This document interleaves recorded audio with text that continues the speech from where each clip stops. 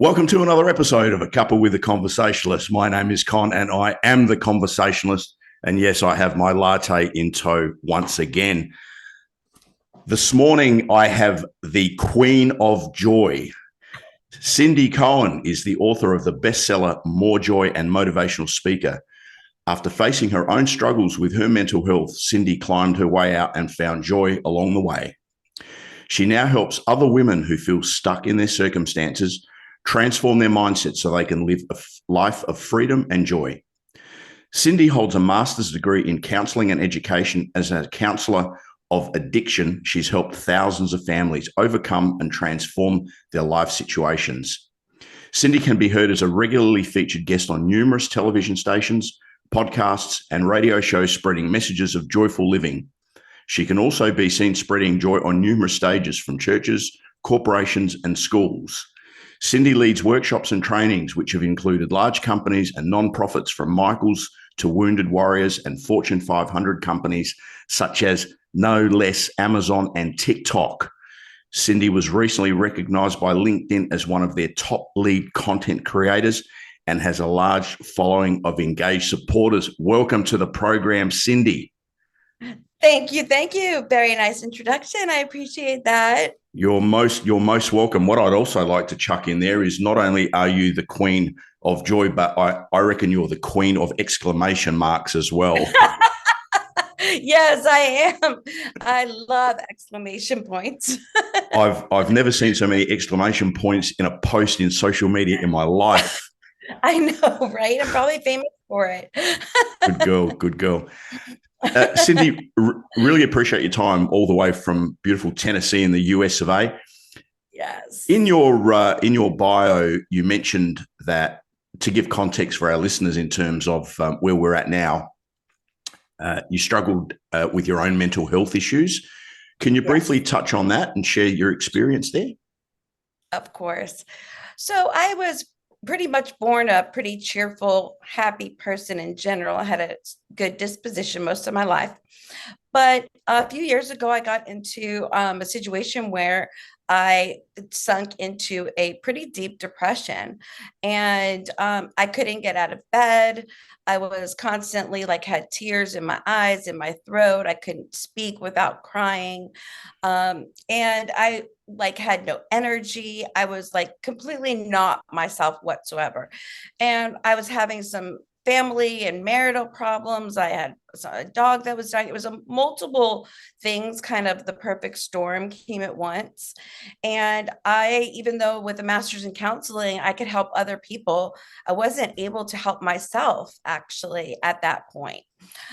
So what happened was I was woken up in the middle of the night one night after being in bed for days upon days. And I got kind of like a slap in the middle of the night, and I woke up and I was heard, the words that you are not designed for this. You need to find joy.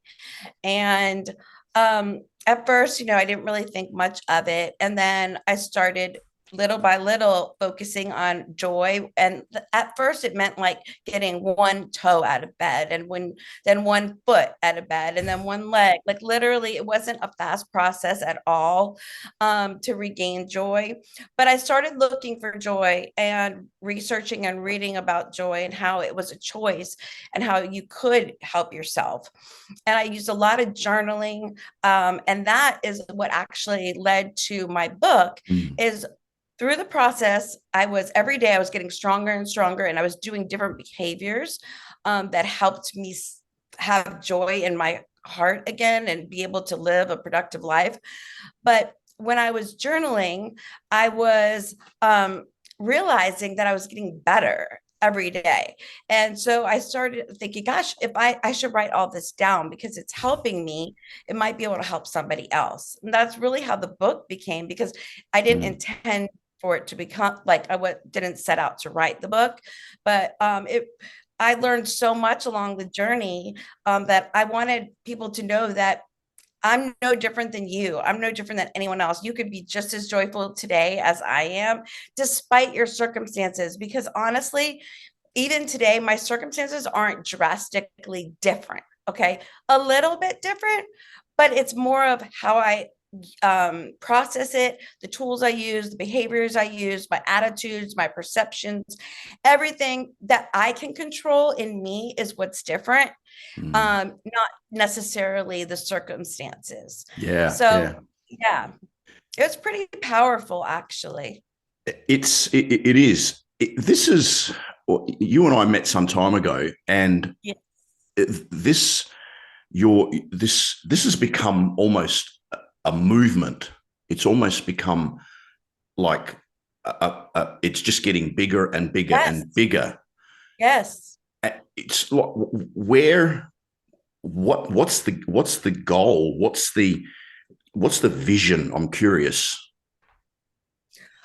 Oh, now are you talking about joy and the world or my personal? Because it's Yours.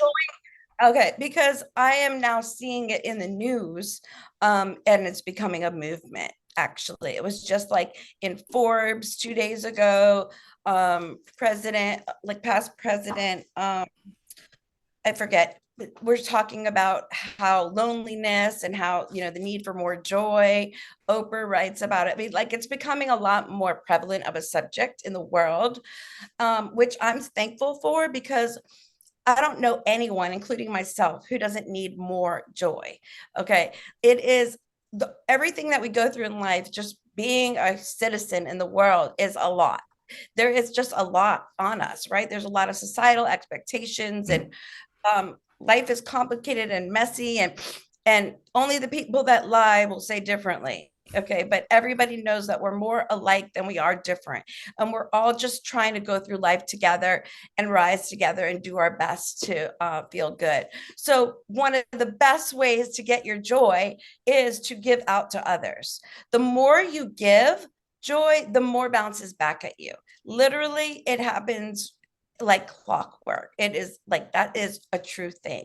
Also, the more joy that you have, it changes the brain chemistry, and you become more joyful. Like it's like a constant wheel. The more you Mm, give, the more you get back. It's like a boomerang kind of thing. mm. And the same thing occurs though if you're negative. So negativity can work against you that way as well. You mentioned earlier that you had that slap in the middle of the night, and it Yes. was it was literally getting one toe out of bed and then another and then the foot and so on. We know that our subconscious mind is the most malleable and uh, open when we just before we go to sleep at night and when we wake up first thing in the morning. So I'm curious to know, and for the benefit of our listeners, what Cindy's morning ritual and evening ritual? Great questions. I fully believe that the morning ritual sets your day up for how it's going to higher, how successful it's going to be in terms of your productivity, your mood, everything starts first thing in the morning. So for me, this is how I've always been. I open my eyes literally and I'm like, I won the lottery. Like, thank you so much that I was on the wake up list today, because truth is, not everybody is, right? Okay. Second thing is, which is also part of my story. Part of my story is what led me to this reconciliation with my husband and everything was I had gone to a speaker that I wasn't even supposed to be at. It just happened to be. It's all in my book. And anyway, and that speaker talked about forgiveness and unconditional love. And it wasn't anything I didn't know, but just because we know something doesn't mean that at the moment we are recognizing it or able to practice it. So it was just the circumstances, the way she said it, what the story that it entailed. But it was a girl who had was born blind, and she was born heroin addicted, cocaine addicted, and then a year later, her biological mom, burned her, tried to drown her in a bathtub, and then burned her. She has burns over like 72% of her body. And that was part of the story.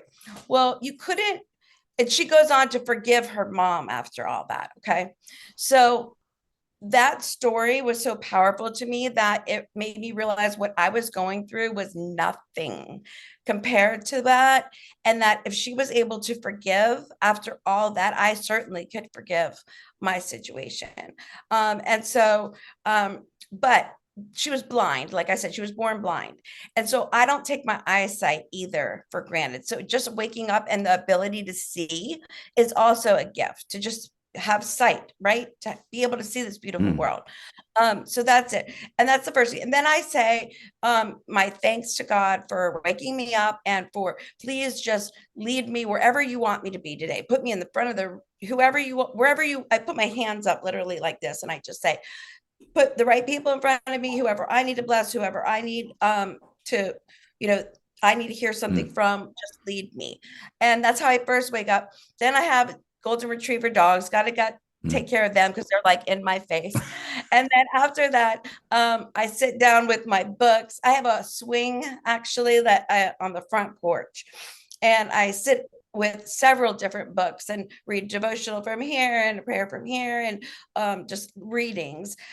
Sometimes songs, sometimes I put on music, just different things. But anyway, I don't get on my phone. And that's one of the big secrets. Like my first tip of my book is to avoid your phone as long as you can. And if you really want to get in a good mindset, you try to detox as best as you can from social media. Social media is not going to increase your life in any positive direction most of the time, unless you're engaged with like the perfect situations all the time. So what I found is I got off social media during that time. That was my number one thing I did. And I was able to write a whole book in the time I was off social media, because when you're not scrolling, looking at other people's lives that really shouldn't matter a lot of times to you, they're fake, they're not authentic, they're really just make believe. All that time that you waste looking at that, you're not investing in yourself and bettering yourself. And I was able to write a whole book. So I really, encourage people to look at the time you're spending on social media and ask yourself, is it really adding up to improve my life? And then just cut back, detox, take one day off a week or whatever. It's actually so freeing. It's really amazing. I find that on weekends, particularly myself, I do spend a lot of time on the phone, and the majority, in my defense, is work related, with replying to inquiries and things like that. But I find the weekend, in particular, when I'm with my kids or grandkids, the phone's in the back pocket, and it's like it's peace. It's unbelievable. Right, and you're present. Right. Yep. When you're present in the present moment, there is no bigger gift than that. But all of us, me included, I am definitely guilty. Life gets in the way and you don't realize that you're not present sometimes. It's a distraction, it's noise in the environment. So you have to actually make intentional efforts, for me, to make that noise go away. So that's part of my morning routine. It's a really, really good point. At the end of the day, ultimately, we make a choice. We make the decision on what we want to do and what we want to see. And there's a gentleman, he's an Australian, Kerwin Ray, who he's now starting to get quite a large following in the US as well. One of Australia's major business advisors, and a lot of what he talks about comes from a psychological perspective and our mindset. And one of the things he says, there's nothing good or bad. It's just a label that you give it. Right. That's true. And so we look at our situation and we make a decision, whether it's, God, not again, I'm having a bad day, or, okay, this is just a moment and I need to get on with it. Yeah. I turn it around all the time and encourage people. Like, for example, if someone's like, oh, I have to go to work today. You know what? You get to go to work. There's so many people that are out of jobs that would love to get to go to work today. So like, you just have to reframe your circumstances. And it will make a huge impact on your life when you just stop yourself and reframe. I promise it can always be spun a different way. Fantastic. You've mentioned, pardon me, in your bio and looking at your website, you do a lot of work in the corporate space, and culture is a big thing now, and it's definitely getting more momentum in terms, and particularly since COVID, as the work environment has just the whole context has changed quite dramatically. Right. What are some of the culture just doesn't happen, Cindi? You don't go into an organization today and then tomorrow everything's roses and bubbles and flowers and things. No, So, no. tell me about some strategies that you're engaging when you're going into an environment that let's say has a level of toxicity to it, and there needs to be a major cultural shift. What are some of the strategies that you engage? Well, interestingly, some people don't even know that their environment is like the leadership at the top. Sometimes they're not even aware. They're so far removed from the people that they don't even know that it's toxic. Yet the people working there certainly do. Mm. The HR person does. There's, high turnover. Her door is, open every 2 minutes with complaints and problems. And there's so much burnout right now going on because people don't feel listened to, they don't feel heard. And there's a big disconnect between the upper and the people. So really stopping and listening to your people. And there's a big difference between listening and hearing, right? Listen with the intent to really understand what someone is going through. And people don't want to just be at work for and do like a job. They want to actually feel like part of something bigger. And there's so much that goes into that. But there's a change of thinking that has to go on, and it has to start from the top. And like you said, it's not something that changes overnight. It's actually like something that has to be cultivated over time. Mm. It's And so, tough. and so, yeah. And so, when you do go into an organization, okay, what would your process be? What would you've been approached by an organization, say, hey, Cindi, we want you to get in here. We want you to, we want more joy here. We want a better cultural environment. What's the process that you go through? Right. Well, I'm involved in the team building of, doing fun activities and employee experiences. So I come in and do a lot of get to like people relating to each other, answering questions, communication, teaching about different styles of communication and how to know who you're talking to and how you can maybe phrase something differently to get a different answer. A lot of things has to do with it's not what you say, it's how you say it, right? And how comes across. It's just these little tiny small tweaks that can make a very big difference.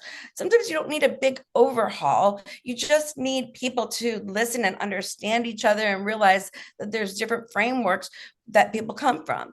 And everybody who comes to work, they're at work. Yes, they're physically there, but their whole life, like they have kids, they're married, they're divorced, they have a car problem, they have a health problem, they have older parents. Like you come as a whole individual, right? So you come with mental, physical needs, all sort, occupation, everything. And so it's like a dancing game to really solve, trying to understand how to address all the issues that people come to. And also maybe HR can implement some things too that help people so they can do their jobs easier and have a little more freedom and flexibility. So it's a host, like that's like a whole longer discussion. Yeah, fair enough. Yeah. Yeah. Social media, for all its benefits, has obviously created a significant amount of problems, and kids in particular. And I know you have a great deal of expertise in the education arena. When I was in school, as my kids say, when dinosaurs roamed the earth, if we had a problem, it was fundamentally contained at school. Mm. the worst that would happen is you would get a nasty phone call on the phone that hung on the wall with a big ring where you used to dial. Nowadays, it is 24/7. And kids that are not mentally strong, developed, are subjected to bullying fundamentally 24/7. It is horrible. Adults are also even, believe it or not. Yeah. And so my question to you is, how can we help? I would hate to be a parent in terms of young children now. I agree with it would be so challenging. So challenging. What are some suggestions or what are some advice that you can give to parents to help their children who are in fact struggling with this kind of behavior? Absolutely. Well, it's kind of funny when you were talking, a picture came into my head. Last weekend, I was at a restaurant with my family, and the family behind us, they were celebrating, she looked about 12, maybe, her birthday. And every single person in the family was on their phone. There was no interaction, and they were there to celebrate her birthday. And I looked at my husband, I'm like, that is the saddest thing I have ever seen. So obviously, if the child is not getting attention with their family, they're getting it from somewhere, because we all have the human need to connect, feel loved and liked, and so forth. So they're going to get it somewhere else if you're not paying attention. One of the biggest things is I wish they would not get cell phones and access to some of those social media sites as early. Again, I see kids in a stroller with the mom shopping, and they're holding a phone watching something. And, they're like 1 or 2 years old. That is going to have such detrimental effects later on. It's really scary to me.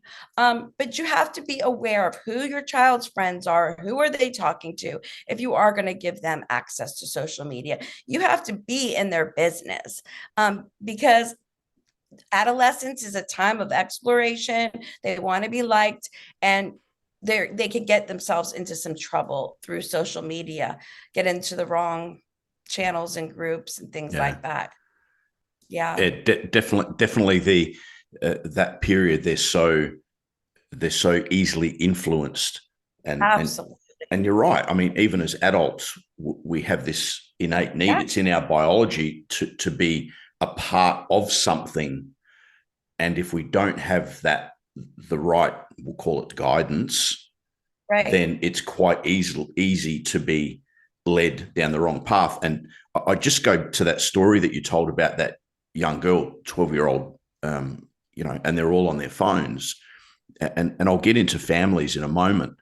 I went to dinner recently, and there was a young couple, and when I say young, probably mid-30s, and romantic dinner, 2 people, both of them on their phones while they were eating their meal. And I'm looking, and I'm going, this is not right. Right. This is not right. You've just paid top dollar to be in a beautiful restaurant, and you're on your phone. So sad. That goes back to not being in the present moment. Right? They're involved in that. Goes back to the whole thing with social media. They are more concerned and consumed with people that are not in front of them, other people's lives that shouldn't even really matter, because they're probably just people they don't even know half the time. And that there's no intimacy, obviously. If you're both on your phones, you're not connecting as humans. No, not at all. Not at all.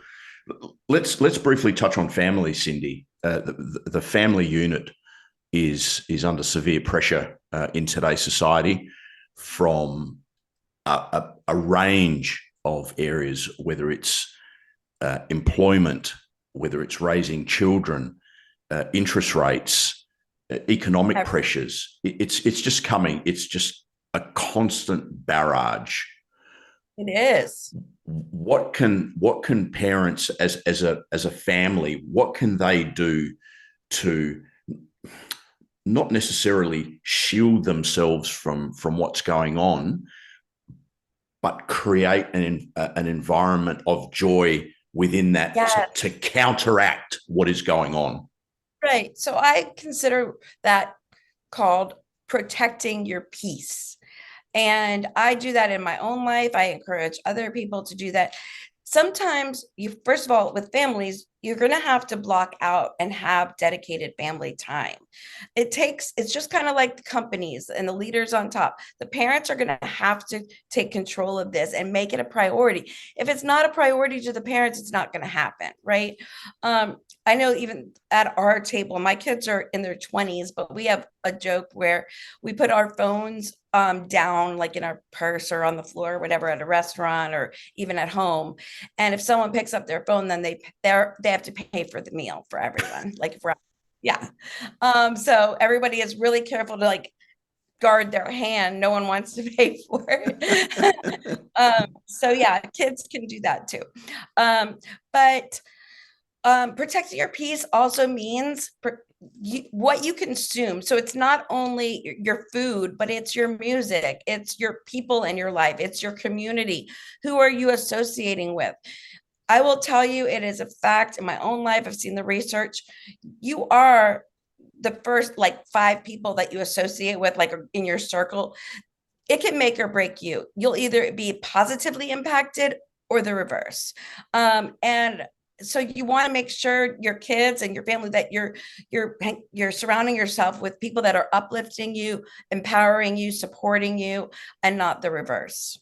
Mm. And Yeah. I guess that leads me into the obvious. Let's look at an extension of family. And I get that. And our listeners get you're the average of the five people you spend the most time with.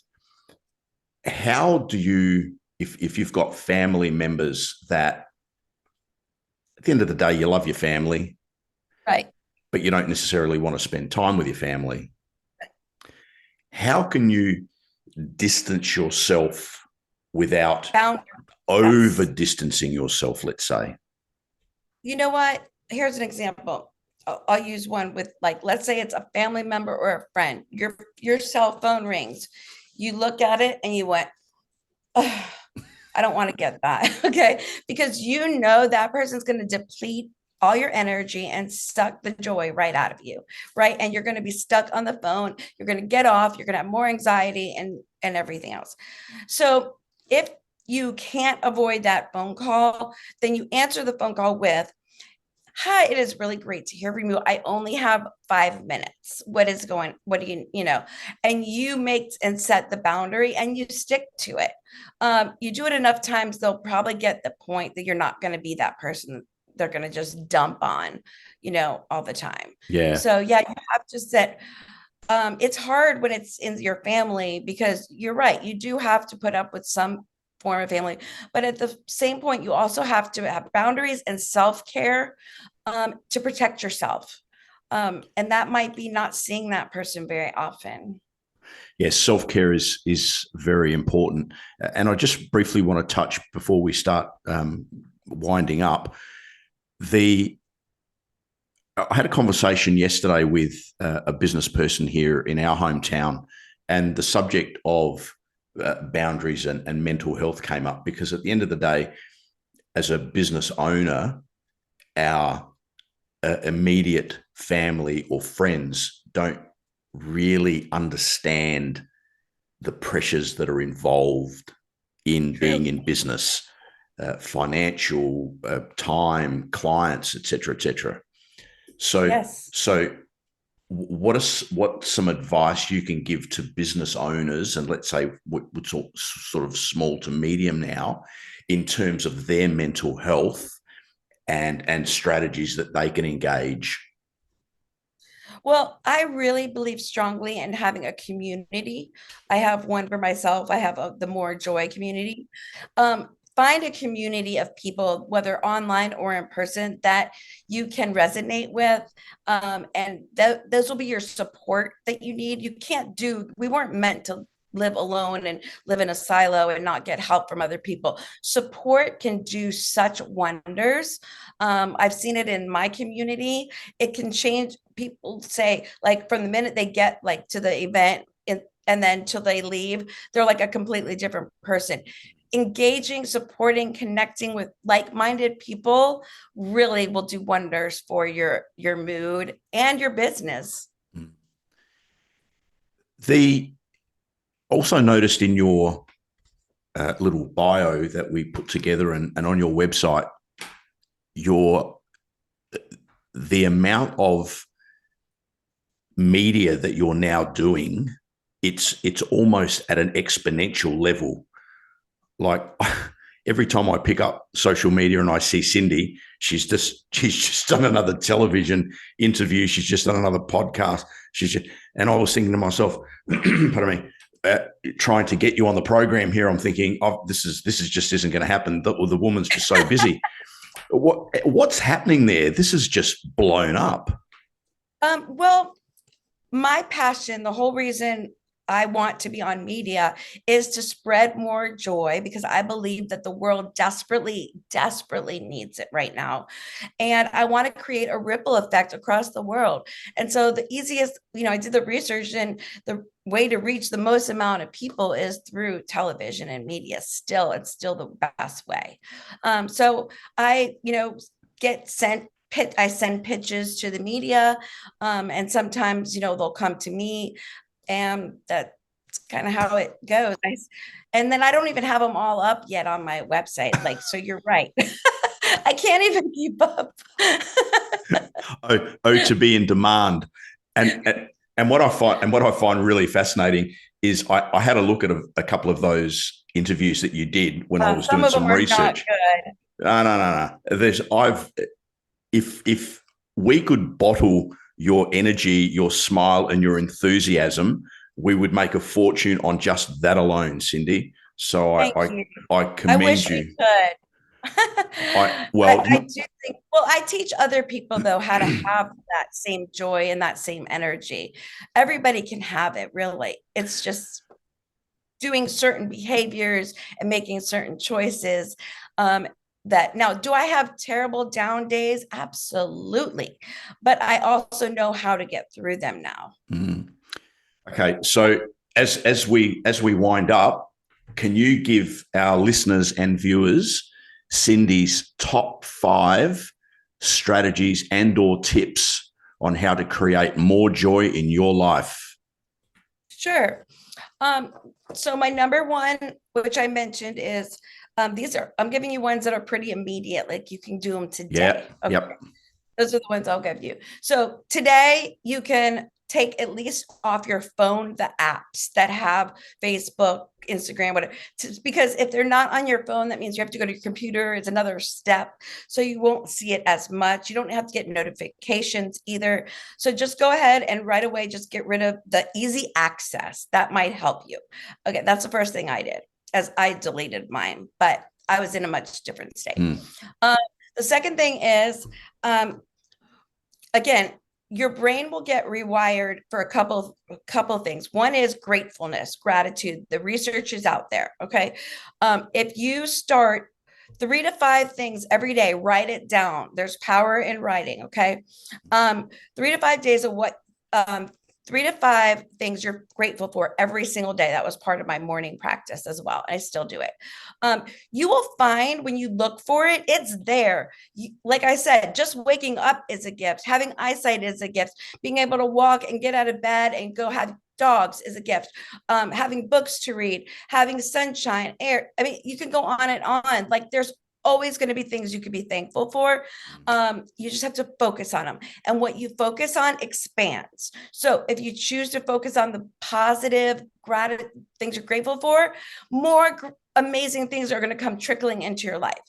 If you do the reverse, you'll also have that problem. So make sure your mind is the most powerful thing, and you can control your mind. So that's 2. 3, I would say, get moving. It could be anything. It could be just like move. Okay. moving gets this is all for biochemistry. So you get your endorphins going, or endorphins are going to change your mood physically. So these are things that, again, you could just go out. If you go on a walk, even better, because you get the sun and the nature, that accounts for even more. But if you can't go outside, it's too cold where you are, at least move your body, get the hormones and the endorphins going.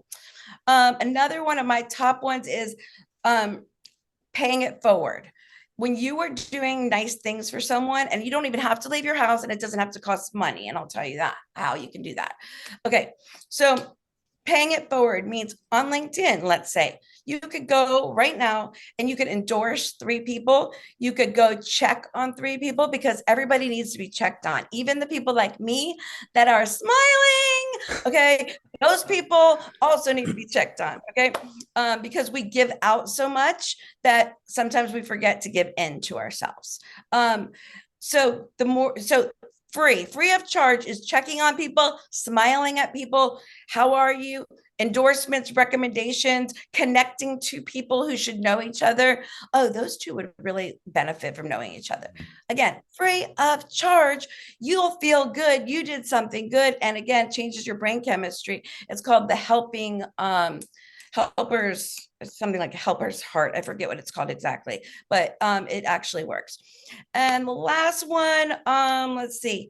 Again, it's about just being, there's really it, just being grateful and thankful for what you have. You can use anytime you use your hands to create something, that's also helpful, because when you're using your hands, it's an act of mindfulness. You're only focusing on what you're doing, and stress actually leaves your body. When stress leaves your body, then you'll have more joy. So little things like that. Make little tweaks in your schedule. Little things like making your bed in the morning gets you off to a good solid start. Like in consuming really good books, even if it's 5 sentences of something positive, affirmations. Like you could say, I want to give one more and then I'll stop. No, don't stop. This one is super important. Comparison is the thief of joy. Let me say it again. Comparison is the thief of joy. No truer words were ever spoken. Okay, what I do is I stay in my own lane. I do not look to see what other people's journey is about, because I already know that I'm not seeing everything that they do in a day. Whatever they post is for 1 second.